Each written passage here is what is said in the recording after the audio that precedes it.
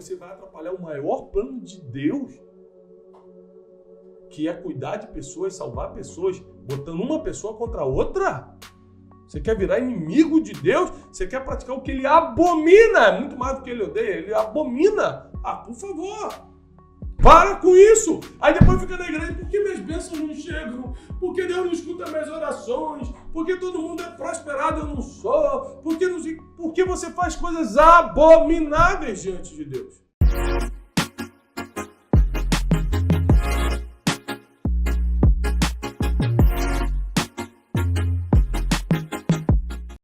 Bem-vindos a mais um Brunecast. Hoje nós vamos dar a continuação daquele nosso podcast 5 coisas que Deus ama. Hoje nós vamos falar algo um pouco mais pesado, as 7 coisas que ele odeia. Se você achava que Deus não odiava, tá aqui, tá escrito na Bíblia. Nós vamos estudar hoje Provérbios capítulo 6, de 16 a 19, que diz assim: estas 6 coisas o Senhor odeia, e a 7ª a sua alma abomina. A 7ª coisa que nós vamos ler daqui a pouco é mais do que odiar, ele abomina, ele não suporta chegar perto. Então cuidado, para nenhuma dessas 7 coisas você está participando, porque ou você está debaixo do ódio ou da abominação do Senhor. Primeira coisa, deixa eu apresentar para vocês aqui hoje, estamos com o Cleiton Pinheiro, do Instituto Destiny, o Ramon Lopes, da nossa equipe também. Estamos aqui firmes e fortes para levar esse podcast aí para sua casa. Você que está aqui no YouTube me vendo, ou você que está no Spotify, no Deezer ou outra plataforma só me escutando. Bom dia, Cleiton. Bom dia, Thiago. Sempre uma honra estar aqui. Papel e caneta na mão, porque hoje o tema é de muito ensino. Hoje é. E aí, Ramon? Bom dia, Thiago. Bom dia, pessoal. E hoje a gente vai explicar muita coisa que vai aprofundar o teu entendimento. Anota tudo, hein? Vamos lá. Estas 6 coisas o Senhor odeia e a 7ª ele abomina. Número 1, olhos altivos. Orgulho, altivez, prepotência. Deus odeia o altivo. Deus odeia a prepotência. Deus odeia o orgulho, o orgulhoso, a orgulhosa. Gente, se tem algo que atrapalha tudo na nossa vida, tudo! Vida emocional, financeira, sentimental, espiritual, familiar, é a altivez, é o orgulho. E Deus deixa claro que ele odeia os olhos altivos. Nós não podemos compactuar com a altivez. Nós não podemos compartilhar com o orgulho. Nós não podemos... Agora, presta atenção. Muitas vezes você acha que uma pessoa... o cara comprou um carro novo, que orgulhoso. Tem nada a ver uma coisa com a outra. Existe muito pobre orgulhoso e muito rico humilde. Como também o contrário. Existe pobre humilde e rico orgulhoso. Não é a condição social que determina, ou condição financeira que determina se você é humilde ou se você é altivo. Não é a sua posição de poder, o seu status. Às vezes você é presidente da república e é humilde. Tem gente que é presidente da associação do bairro e é orgulhoso. Então, nós precisamos entender que isso é um estado de coração, não de status, não financeiro, não de poder, mas um estado de coração. Como está o seu coração determina se você é altivo ou se você é humilde. Thiago, em cima do que você trouxe do pobre e orgulhoso, é possível que existam pessoas que são orgulhosas, vamos dizer, trazendo essa linha de ser pobre, mas ela não tem a oportunidade, na realidade, de colocar isso para fora. E por isso que quando muda o status dela, as pessoas falam, o fulano mudou depois que o poder chegou, o dinheiro. Claro. O dinheiro ele não muda ninguém, ele potencializa o que você já era, só que antes você não podia botar para fora. Então, por exemplo, o pobre ele pode ser orgulhoso, mas ele não tem como botar esse orgulho para fora porque ele não tem nada para mostrar. O problema é quando ele começa a ganhar um dinheirinho, ao invés de ajudar os parentes, ao invés de acabar de pagar a prestação da casa, ao invés de fazer algo que contribua com ele e com a família, ele começa a gastar com as vaidades, que ele começa a botar para fora. E geralmente quebra. Então, nós precisamos lembrar que o orgulho, a altivez, é um sentimento, é uma coisa que Deus odeia. E se você quer ter um relacionamento com Deus, você não pode praticar as coisas que Ele odeia. Presta atenção. É que naquela situação eu fui orgulhoso, ok. Uma situação você foi, pede perdão para Deus, se arrepende e não volta mais lá. Aqui a gente está falando de prática, a prática da altivez. É teu estilo de vida ser orgulhoso. Nossos erros, eles, se você realmente se arrependeu, são perdoados na cruz do Calvário. A gente não está falando de um erro que você cometeu, de orgulho ou qualquer outro que a gente vai ler aqui. A gente está falando da prática. É ir e voltar na mesma coisa. Então Deus odeia os olhos altivos. As feridas emocionais podem nos levar ao orgulho? Poder pode, mas o orgulho é um problema espiritual. O orgulho ele é uma brecha espiritual muito séria, né? Da mesma forma que gratidão não é uma questão emocional, gratidão é um aspecto espiritual, que naturalmente o homem não consegue ser grato porque ele consegue ser abençoado 10 anos por uma pessoa e a mesma pessoa falou algo que ele não gostava, ele começa a ser ingrato. Ele não considera os 10 anos de ajuda, ele só considera aquela palavrinha mal colocada que o ofendeu. Então, o ser humano é assim. Agora, quando você vê o cara passando por cima disso e continuando sendo grato, não é porque ele tem as emoções no lugar, porque ele é espiritual. O homem espiritual passa por cima disso. Da mesma forma, o homem espiritual não consegue ser orgulhoso. A mulher espiritual não consegue dar brecha para altivez. É muito agressivo para um homem espiritual. E vale lembrar, Thiago, que o orgulho, ele, além de ser o maior inimigo da sabedoria, quem se opõe ao orgulho é o próprio Deus. Já ensinou nas nossas mensagens do YouTube. Você imagina Deus chegar, você entrar no lugar e Deus ele sair. Porque Deus resiste ao orgulhoso. E dá graça aos humildes. Deus resiste aos orgulhosos e dá graça aos humildes. Então, primeira coisa, para quem está anotando 7 coisas que Deus odeia, o nosso podcast de hoje. Primeira coisa são os olhos altivos. Segunda coisa, Deus odeia a língua mentirosa. Deus odeia a mentira. Da mesma forma que no nosso último podcast a gente falou que Deus ama a verdade, nas 5 coisas que Deus ama a verdade. Ele aqui está dizendo que eu odeio a mentira. Gente, nós não podemos compactuar com aquilo que foge da verdade. Nós não podemos compactuar com jeitinhos, com mentiras, com isso, com aquilo. Olha, eu tento ser o mais equilibrado possível. Eu não julgo as pessoas, justamente porque na medida que eu julgar, eu vou ser julgado. Então, por entender os princípios bíblicos, eu tento ser o mais equilibrado possível. Mas tem coisas que não dá para negociar, como, por exemplo, a mentira. Não dá para negociar, não dá para ser equilibrado com a mentira. Não dá, é radical. Não, mentira não. Ah, assina aqui, custa 30, mas você assina que recebeu 70, porque... Não assino não.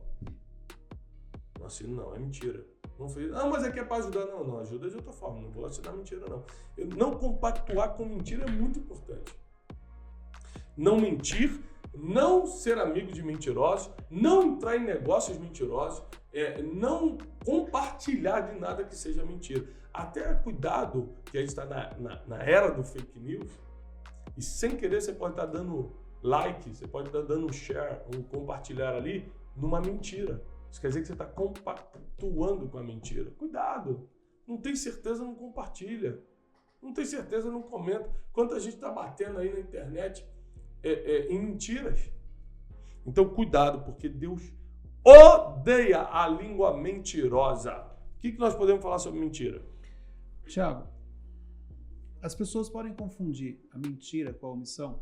Por exemplo, para justificar, para ela não admitir que ela mentiu, eu não menti, eu omiti. Qual é a relação do mentir e do omitir? Olha, são duas coisas diferentes. Sim. Né? Só que, geralmente, a omissão, ela revela o estado do seu coração. Ela mostra assim, eu sou tão covarde para assumir meu erro, ou para falar a verdade, que eu prefiro ir para o meio termo aqui, eu prefiro dar uma negociada entre Deus e o diabo, vou ficar na omissão. Porque aí Deus conhece o nosso coração, sabe que você mentiu. É lógico. Que aquela informação que você não passou, porque não perguntaram. Você pode ficar bem diante dos homens. Mas perante Deus. Mas perante Deus não, porque Ele conhece o estado do seu coração. Tá bom? Eu aprendi desde pequeno que é verdade ou mentira. Mentira eu não compactuo, vou na verdade ainda que dou. Eu já perdi muita coisa por falar a verdade. Muitos negócios de dinheiro na mesa eu perdi porque falei a verdade. Eu falei, mas isso, não sei o que, eu podia ter dado aquela aumentada, aquela mentira, alguma coisa que ia me beneficiar. Eu falei, não, cara, não é assim não, realmente eu não mereci aqui e tal, e perdi o negócio. Mas tudo que sai da sua vida, tudo que parece que foi perdido na sua vida, porque você falou a verdade, na verdade foi um livramento. Porque é impossível você falar a verdade e perder.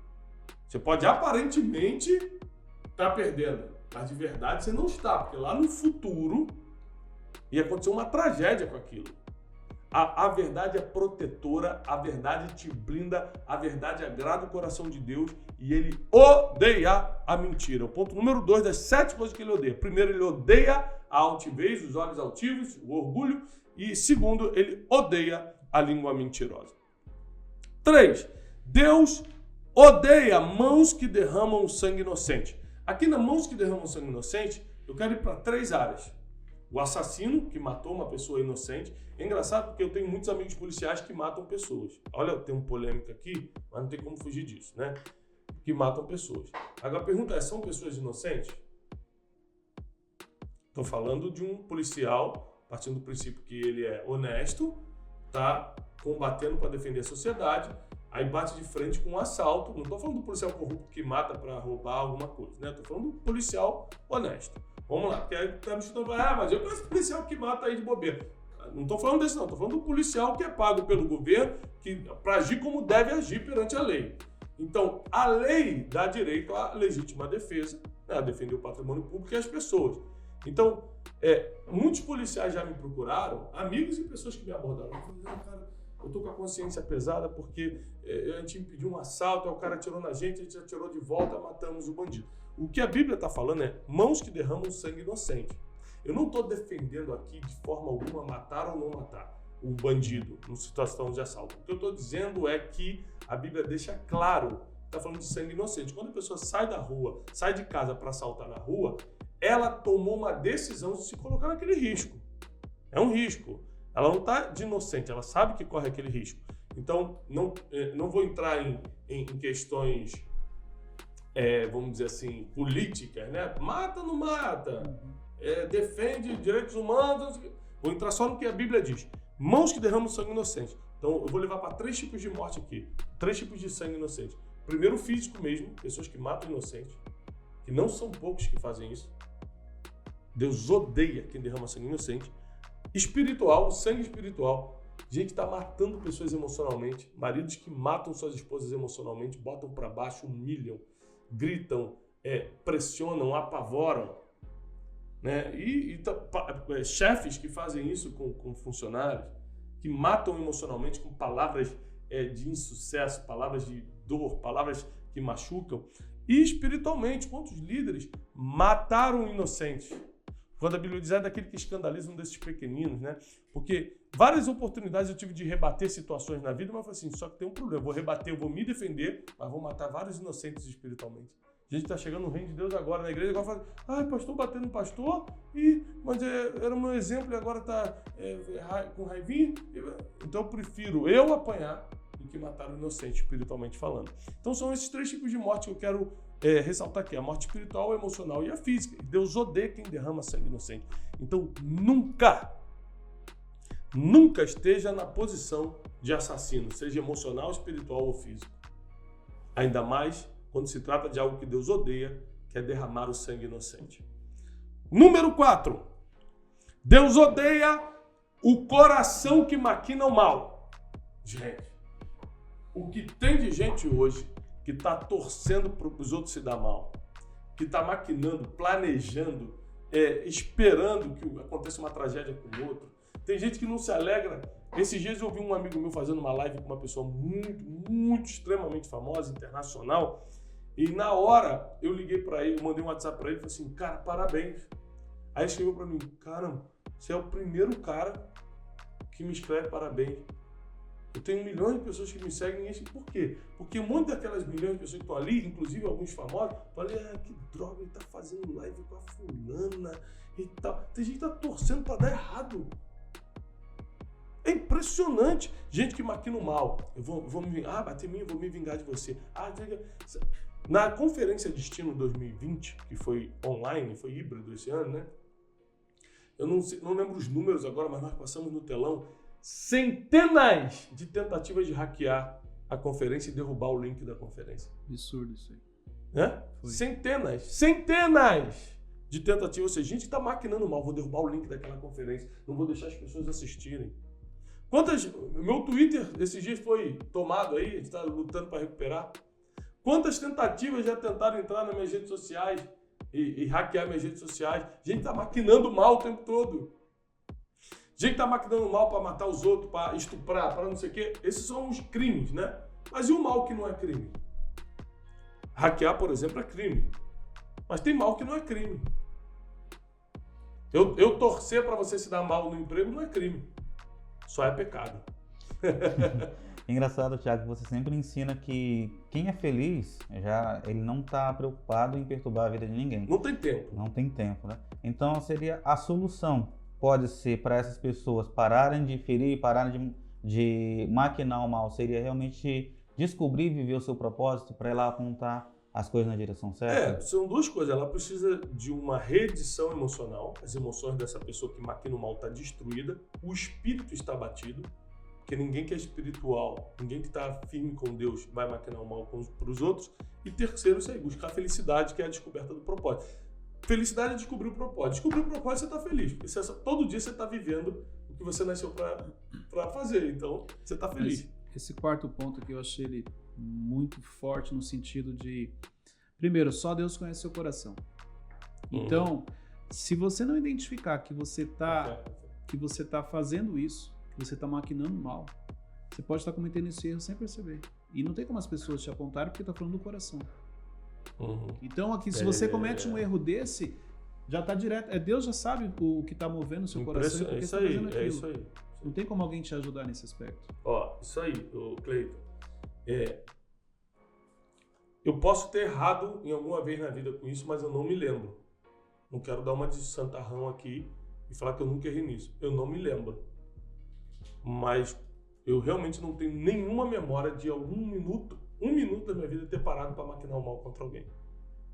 E olha que teve muita gente que já me fez mal. Obrigado, Marão.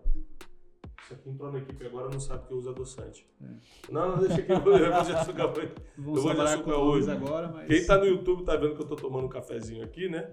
E você que tá no Spotify, eu só tô botando um açúcar, que eu uso adoçante, mas o irmão entrou na equipe recentemente e não pegou. Repara muito, é uma pessoa que detalhista, inclusive, né? Que repara as coisas. Né? Passa na RH depois dessa podcast, né, irmão? Olha só, gente, eu não lembro de ter passado um minuto da minha vida maquinando mal contra alguém. Eu sei que muita gente maquina mal contra mim, mas eu nunca maquinei contra ninguém. Por quê? Porque Deus odeia quem maquina o mal. Quem planeja. O que é maquinar? Planos, planejar, vou ficar fazendo mal, vou fazer assim, vou pegar ele ali, vou hackear, eu vou fazer não sei o quê, vou contar a mentira dele, eu vou... Gente que entrega esses dias... um amigo meu que é muito conhecido me ligou e falou assim: rapaz, tu viu o que saiu aí na televisão de mim? Eu falei: vi e tal. Ele falou: então, cara, aquilo foi um cara de dentro do meu escritório, era uma questão de imposto. Um cara de dentro do meu escritório sabia que ele estava resolvendo, mas pegou o documento e entregou para a TV, para as mídias. Ele sabia que ele estava resolvendo, ele sabia que não foi por mal, mas o cara maquinou mal contra mim, cara. Então, assim, Deus odeia quem maquina o mal. Nunca esteja do lado dos maquinadores do mal. Jamais. Ponto número 5. Deus odeia os pés que se apressam para o erro. Ontem eu estava pregando sobre isso, né? Vai uma pregação disso para o YouTube em breve, essa semana. E eu falei o seguinte, perguntei o seguinte na pregação: quem aqui já errou? Muita gente levantou a mão. Ok. Quem aqui está doido para esse culto acabar para poder sair para cometer um erro? Ninguém levantou a mão. Porque olha só, nós termos errado não quer dizer que a gente tem prazer em correr para o erro. Ao contrário. Todos os erros que eu cometi, eu tive prazer, acelerei meu pé para sair do erro e nunca mais voltar. Mas Deus odeia quem se apressa na direção do erro. Isso quer dizer que tem muita gente que tem prazer, que tem pressa em cometer os erros. Então a gente precisa entender, aqui no ponto 5, que pés que se apressam para o erro, Deus odeia. Deus odeia. Tem gente que está sempre com pressa de fazer coisa ruim. Tem gente que está sempre com pressa de quebrar princípios. E Deus odeia pés que se apressam para o erro. Deus odeia isso. Ele conta com o nosso erro porque nós somos seres humanos. Então, ele está disponível a te perdoar, ter misericórdia. Se você estiver arrependido, o sangue de Jesus realmente apaga o teu passado. Só tem o seguinte, ele odeia os pés que se apressam para lá. Isso aqui é bem interessante porque você tá trazendo e às vezes as pessoas não entendem a profundidade disso aqui. Vamos supor que você fez algo inconsciente contra uma pessoa. Esse seria aquele momento que você fica assim, e aí, fulano já chegou? E aí, fulano já... Sabe, quando você fez algo, exemplo, na hora que o Thiago chegar, ele vai ver e vai brigar com o Ramon. Mais ou menos isso. Uhum. Então você está ansioso para ver o resultado daquela ação. O circo pegar fogo. Isso, sem perceber que você está fazendo mal. Tá se apressando por um erro, né? E eu já vi muitos erros serem cometidos, né? A gente recebe milhares de mensagens nas redes sociais de pessoas falando, como é que eu saio disso? Olha, eu me meti nisso e pá, mano. Esse dia a gente viu um rapaz que caiu no golpe de pirâmide, aquele negócio de dar dinheiro e essas coisas que só o brasileiro cai, né? Você dá 1.000 que vai ganhar 100 mil. Gente, se isso existisse, o Bill Gates ensinaria pra gente isso aí. O Uri já ia perguntar onde que é isso aí, Thiago. Deixa o link aí embaixo. Agora, quantas pessoas se apressaram para correr pro erro de uma pirâmide financeira? Pro erro de algo que sabe que é errado, sabe que vai dar rolo, mas vai lá. Então, gente, fujam do erro. Errou, pede perdão, se arrepende, confessa e nunca mais volta para lá. Inclusive, nós temos um vídeo no YouTube, depois você procura lá, chamado O que fazer depois de um erro. O que fazer depois de um erro. Milhares de pessoas já assistiram e aprenderam isso aí. Número 6. Deus odeia o falso testemunho. É parecido com a mentira, mas é uma outra variação. Falso testemunho é quando você fala o que não aconteceu. Ou seja, a base é a mentira, mas só que você diretamente está atacando alguém. Presta atenção, a mentira eu posso mentir sobre mim mesmo. O falso testemunho é sempre contra alguém. Então quer dizer que o Ramon fez isso. Fez. Você sabe que ele não fez, é mentira. Como os soldados romanos foram subornados para dizerem que os discípulos tiraram o corpo de Jesus do túmulo, mesmo eles sabendo que ele ressuscitou. Então, tem sempre gente disposta a patrocinar, a subornar um falso testemunho. E quantas pessoas já participaram disso? Né? Então, Deus odeia o falso testemunho. Nunca fale de ninguém, ainda mais sabendo que é mentira. O que acontece muito... Eu vou falar um falso testemunho muito simples. Falso testemunho, já imagina um cara com a mão na Bíblia dentro de um julgamento dando falso testemunho, né? Isso também, você mentir em juramento. Mas tem o nível básico, que acontece com a todos. Você está num jantarzinho com os amigos, você sabe que o fulano não fez aquilo, mas espalha a notícia. Tá sabendo o que o pessoal tá falando aí, cara? Que o Cleiton tá envolvido com não sei o que, você sabe que ele não tá, mas ainda assim tá botando a notícia pra frente. Você fala, eu acho que ele não fez, mas então pra que tá falando? Falso testemunho. Isso é muito comum, não é? E a Bíblia de Deus odeia o falso testemunho. Eu tava falando isso esses dias num treinamento, Thiago. Você tá sabendo, cara, é muito forte essa palavra, entendeu? A pessoa que gosta, ela muda na hora. Não, quem tá sabendo? Ela já quer saber, já disparou o gatilho, não conta. Ela gosta de uma conversa paralela, vamos chamar assim, né? Pra não falar que é fofoca. É engraçado que a gente tá citando vários pontos aqui. E como é que fica, Thiago, a vida da pessoa que ela vai quebrando um princípio atrás do outro e tá ficando muito claro para as pessoas que é o que Deus odeia. Como é que fica a vida de uma pessoa que ela não tá quebrando um, ela tá quebrando vários princípios desses? Como é que tá esse relacionamento, né? Tá baseado em amor ou em misericórdia? Porque Deus vai ter misericórdia no final. Mas você quer chegar no final da estrada como José, da estrada da vida, como José, sentado num trono governando, ou como Sansão, cego dos 2 olhos, sendo bobo da corte, mas também cumpriu seu propósito, matando os filhos de Deus no último dia da sua vida. Mas olha isso que você falou, né? O relacionamento tá baseado em amor ou misericórdia. Quer dizer, você pode estar tendo um relacionamento ou até mesmo uma vida em cima de misericórdia de Deus. Mas não tem um relacionamento de amor, porque não tem a comunicação. Você não faz o que ele ama. Você acaba fazendo o que ele odeia, então, na misericórdia você continua avançando um pouco, você pede perdão, te perdoa, você volta Mas lembra de um versículo que diz, o homem que é muitas vezes repreendido uma vez cai e não se levanta mais. Agora eu quero soltar uma revelação aqui, que eu não falei na pregação ontem, porque a ficha só caiu à noite quando eu fui dormir. Se você reparar, eu vou soltar agora a 7ª coisa que Deus, mais do que odeia, ele abomina. A Bíblia diz 6 coisas ele odeia, a 7ª ele abomina, sua alma abomina, ou seja, ele não adianta, não tem negociação, ele rejeita de longe.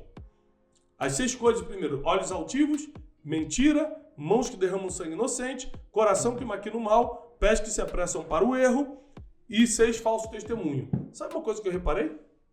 Que as 6 primeiras coisas, todas são uma preparação para a 7ª. Ele vem falando o seguinte, ó, se você se apressa por um erro, se você dá falso testemunho, você está dando contra alguém. Se você está maquinando mal, você está maquinando mal contra alguém.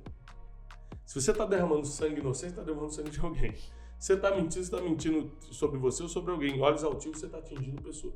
Porque no final, a 7ª coisa que ele odeia, só antes da 7ª coisa, o versículo é Provérbios 29:1.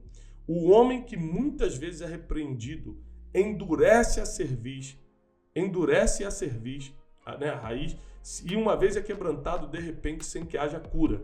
Essa versão aqui. Na minha versão, que eu tenho aqui na mente, é o homem que é muitas vezes repreendido, uma vez quebra e não se levanta mais. Uma vez cai e não se levanta mais. Provérbio 29:1 é só para você ter essa base do que eu falei. Agora, olha a 7ª coisa que Deus abomina. Deus abomina aquele que semeia contenda entre os irmãos. Deus odeia a intriga.